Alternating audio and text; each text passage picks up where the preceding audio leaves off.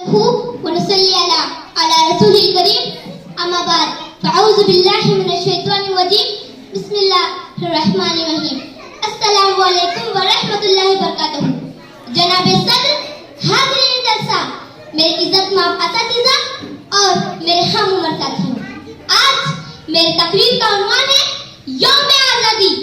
अपनी आज़ादी को हम हरगिज़ मिटा सकते नहीं। अपनी आज़ादी को हम हरगिज़ मिटा सकते नहीं।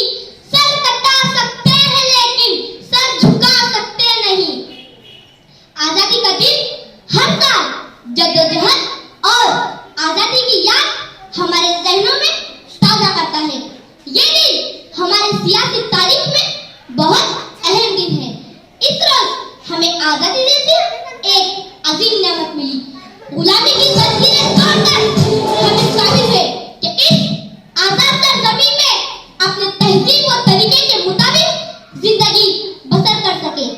ये दिन हमें भरपूर कश्मकश के बाद मिला है। जनाबे सदर, आजादी हासिल करने के लिए कौमों को जुल्म और सितम की कर्बला से गुजरना पड़ता है। हजारों कुर्बानियां देनी पड़ती है, तब कहीं जाकर ये कुर्बानियां कबूल होती है। सदर जी वकार इस अहद ज़वाल की तारीखों में सर सैयद अहमद था एक रोशन सितारा बनकर उफक पर उभरे। इन्होंने मुसलमानों की गिरती हुई हालात को संभाला। इनके बाद सर आगा खां, मौलाना मोहम्मद अली जौहर और मौलाना शौकत अली के नाम काबिल तारीफ है। आजादी के लिए इन अजीम रहनुमाओं की कोशिशें बारंबार हुई और खुदावंद करीम ने हमें आजादी की नेमत अता फरमाई जो तमाम दुखों का मुदावा बन गई है। सरफरोशी की तमन्ना अब हमारे दिल में है। सरफरोशी की तमन्ना अब हमारे दिल में है। देखना है जोर कितना बाजुए का दिल में है। वक्त आने दे बता देंगे तुझे है आसमां। वक्त आने दे बता देंगे तुझे है आसमां। हम अभी से क्या बताए क्या हमारे दिल में है। सदर जी वकार इस आजादी को हासिल करने में मुसलसल काश और जद्दोजहद ने अपना भरपूर किरदार अदा किया। वहाँ हजारों इंसानों ने अपने खून का नजराना पेश किया। नौजवानों के खून से होली खेली गई, सुहागनों के सुहाग उजड़ गए। देश से है प्यार तो हर पल ये कहना चाहिए।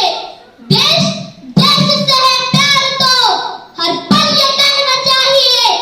हम रहे या ना रहे भारत ये रहना चाहिए। सदर ग्रामी, हमने आजादी के मानों को कहीं खो दिया है जिनको बुनियाद बनाकर हमारे रहनुमाओं ने कुर्बानियां दी थी। हमने इन कुर्बानियों की कदर नहीं की। सदर जी वकार, अगर हमें अपनी आजादी को बहाल रखना है तो हमें अपने ख्यालात में तब्दीली लानी होगी, तभी हम इन कुर्बानियों का कर्ज अदा कर सकेंगे। सदर मोहतरम, अगर हमारे मुल्क को खुदा न खास्ता कुछ हो गया तो हम न सिर्फ हमारे बुजुर्गों की रूहों को तकलीफ होगी बल्कि आने वाली नस्लें हमें बुरे नामों से याद करेगी।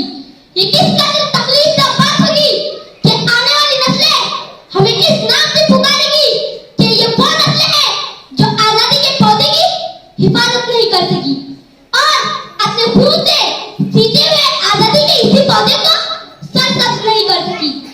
हमें अपने मुल्क की बका और अपनी आजादी के इस्तेहकाम के लिए अपनी जिम्मेदारियों को पूरा करना होगा। ये जिम्मेदारियां रिश्वत देकर इंसाफ खरीदने से पूरा न होगा। अल्फाजों को